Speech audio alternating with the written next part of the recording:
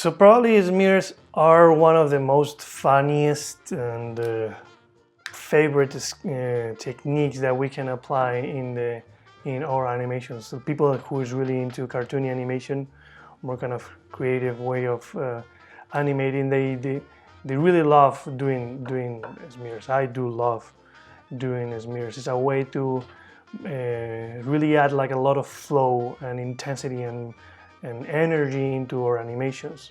Dynamic movements get very soft and very also at the same time it gets very like it strikes you, right? Because it's very fun to see also when a good smear is well done. It creates like a very nice feeling of just watching it, right? So we have to deform a lot of the character or some parts of the character in order to do those smears. So that's why we have to be very careful in what we do and how we do it.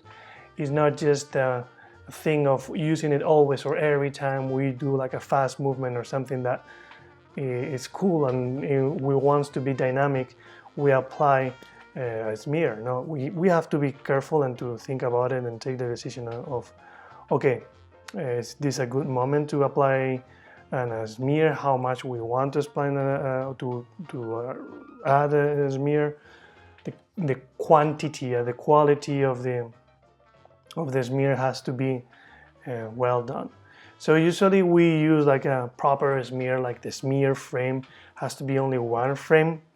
If you're maybe working in a very cartoony, very cartoony, maybe you can do like 2 frames of full smear. But usually I always recommend to, and I always do, 1 smear, and the one that surrounds, if we have like a 1 frame that has a smear, the 2 of them that are surrounding the smear maybe have like a 25% of that smear distortion. So just in case you don't know what's a smear is this. This is those kind of distortions that with the hand and with the face in this case is helping us to I guess that I like to think that in the old times this was an idea in order to emulate the motion blur, right? But still, if you look at when you get a video reference and you do like a kind of fast movements and overall with those kind of slow-mo video that now we can see, you can see how when we move at a certain speed or different parts of our body, they deform in a way that we don't used to see normally, right? So this is a way to emulate that kind of deformation when we are moving fast, but also to emulate that kind of feeling that the motion blur creates when something is moving, right? So as you can see, I try to not abuse too much of it.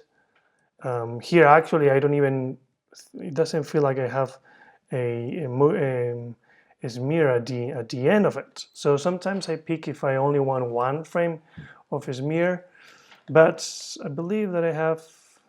So for example, in this frame, particular frame in the hands, I have some smears, right?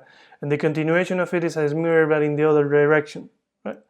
So we have like a big stretch and then the squash compressing the hands once against the other, and then in the next frame we go back into like a normal kind of size of the hands. But for example, here in this one, in this smear, this is the biggest smear of the face, right? But as you can see, I started from 1 frame before, very subtle. So it's something that I don't really abuse to do so, right? So it's one frame before or 1 pose before, and then pick one. And actually here I'm dragging it a bit. As you can see, this part of the face of the hair is dragging from behind, right? So this is a very also good technique. Smears is another way to apply drags or overlaps or follow through. Like some parts they go before than others that stay back for some frames as the other one reaches their destiny before, right?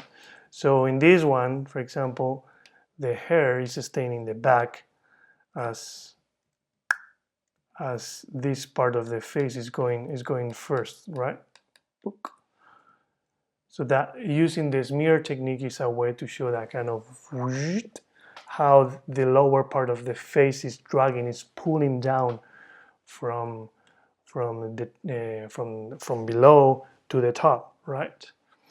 But we don't overdo it, right? It's something that, as you can see, this is the big one. I have like a first anticipation of that, or like a 25% and even less. It feels like a 10% of the biggest smear, then the smear, then a little bit of drag and smear the upper part of the head, not too much too, and then more like normal size.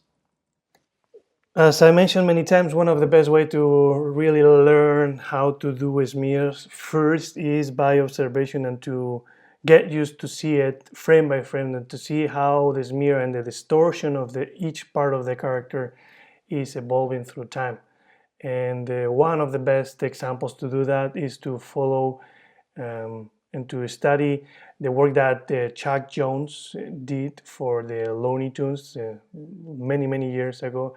Of course, there was like a 2D technique, and it was back then it was allowed to be a little bit more dirty doing that, or being like more squared doing some stuff, but it's a very good example to understand the simplicity of how smears work. So I'm giving you in the handbook some references for you to look at. My recommendation is that you go frame by frame and you spend some time looking at those particular frames. Also, if you just go and look at Disney old 2D stuff from the 90s and the 80s and all that, they had a lot of smears too. They are hidden somewhere. Actually, even if you Google smears Disney, you're gonna get surprised how many frames are just lost, and they're very fun to see. But it's good to see, and then like to the smear frame, but it's better to see how is the progression of all the parts of the body evolving through a smear. It's not just a simple deformation where we just elongate the things and we make them to be longer. You really have to, let's say, honor the deformation, the proper deformation of the parts of the body. We're going to see how to do that more or less now. So the first thing you need in order to make a good and a proper smear is something that emulates an onion skin, or something that emulates that kind of light desk, or the desk with the light and the bottom that they used to have on the 2D times, so you could see what you have in the previous frames or in the next frames, right? So my two favorite tools that there is right now, it's one is using acetate. This is my my laptop. So as you can see, I have like a piece of plastic sheet or an acetate that I basically just put on top of my on my screen, and I use this marker, the whiteboard marker, in order to just draw on top and to do whatever I need to do. The other thing that you can use, you have some tools if you don't really like to be, let's say, that traditional. You have this tool that is called, for example, the screen brush. This is the one that I'm using for teaching purposes because it's easier for me to do. But the goal of this is that to have something that helps you, to just draw as for example, this tool, it lets you draw as I keep working on my scene without any troubles. With this tool, if I press the FN button here, boop, my mouse becomes whatever I needed to paint. So I paint and then I just release and I keep working, right? So this is a very nice tool in order for me to, for example, if I want to just follow the trajectory of something, I just can boop, boop, boop, boop, and say, oh, okay, I have a good spacing here, or less spacing here, or just to create, for example, if I want a very particular kind of trajectory that I want to do, I just draw it and I follow it. Honestly, what I do actually, I use this one. I'm more into this kind of traditional way of working with the acetate. Also because it makes me feel like I'm more like an artist if I have a pen. But I'm gonna be using screen brush with you guys, so it's easier for you to follow up and to see everything that I am doing. So this is the main tool.